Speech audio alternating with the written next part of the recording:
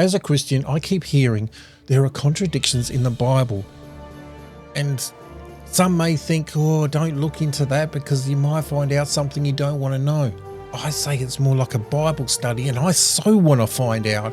And today, there is this one contradiction that I want to investigate. And it's, who makes people deaf and blind? Is it God, or is it Satan himself? My name is Craig, and this is Morning Star Quest, where we're delving into the Bible one question at a time. My backlight's gone, so it's not blue anymore, but hey, does it really matter?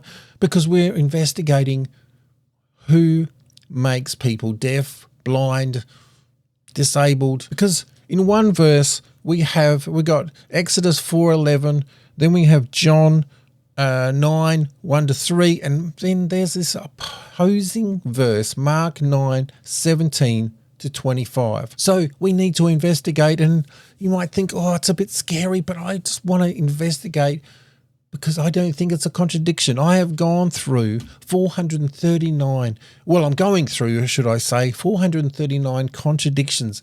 You might think this is a bit scary, but I invite you to join me, to subscribe, because we're going to go into these one a week. And so far I'm up to 67, 68, and I have not found one contradiction yet. I would love to find one because it would be interesting to unpack it.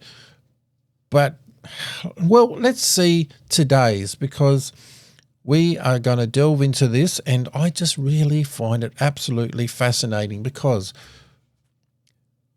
who do you think makes people deaf and blind? Do you think God is in control? Do you think that God lets things happen and kind of intervenes maybe? Or do you think he's just, it's just happening and no one's intervening anywhere? So there is different verses here that says different things. So in one verse, we've got Exodus 4:11. The Lord said to him, who gave human beings their mouths? Who makes them deaf or mute? Who gives them sight or makes them blind? Is it not I, the Lord? So God is saying, well, I make them blind, I make them deaf, I can make them well. I can do anything either side. No contradictions there.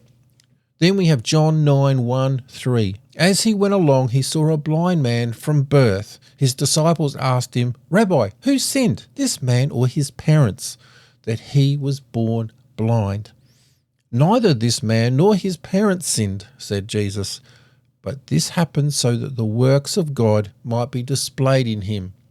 So that clearly says God did cause the blindness, but for his glory, to show that he can reverse this, and Jesus can come in, and this happened so that the works of God might be displayed in him.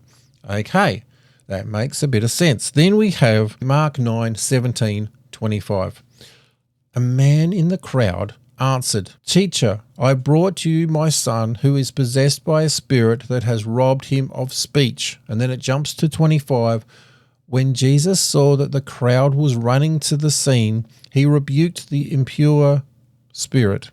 You deaf and mute spirit, he said, I command you, come out of him and never enter him again. So this feels like Satan or the demons are the ones that cause some problems. Maybe it's a bit of both. I don't know. What do you think? Do you think that God causes this sort of thing? Do you think that demons do? Both of these kind of suggest a bit of both. But then when we come to Exodus, it says God does it all. Whether it's for him or whatever for reason, it's for him. Whereas in Mark 9 says there's some other, okay, well, there's other people. There's demons. So if we go over these three, the first one, caused by God. The second verse here, John, allowed by God. And then 3, opposed by God. Now, I find this so interesting because the Bible doesn't flatten suffering into a single expression or explanation, but he does invite us to wrestle with it. And I guess that's The whole point of the Bible is not just to read it or read one verse here and one verse there and think, oh, those don't quite match up. He wants you to investigate, to research, to dive into the Bible and to find out so much more. Job, what's the other one? Ecclesiastes, Proverbs. These are the wisdom literature books.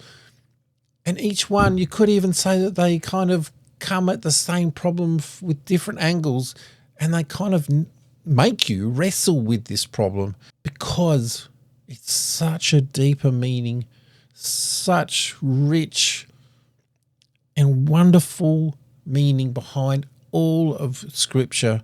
And you might just think, oh, these don't match up. If you ever felt like suffering is pointless, well, God's telling you that it's not pointless.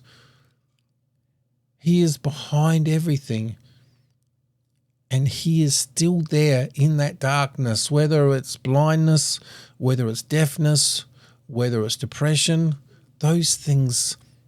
Even though I can't talk from those things because I'm not blind, etc. But if you are in that, then God is in that with you. And there is a reason, which don't know it, what it is yet. But also, if God doesn't cause it, he is not absent in it. And sometimes the very thing you'd wish he would remove becomes the place we most clearly hear him and listen to him. This is not a contradiction. This is complementary. These things do fit together.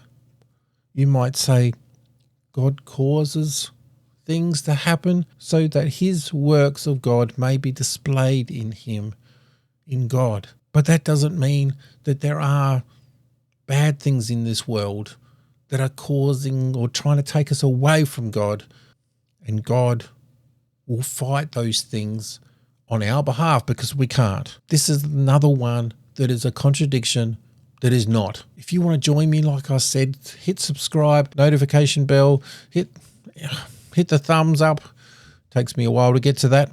But I want you to go do something awesome for God. And one of those things is to investigate.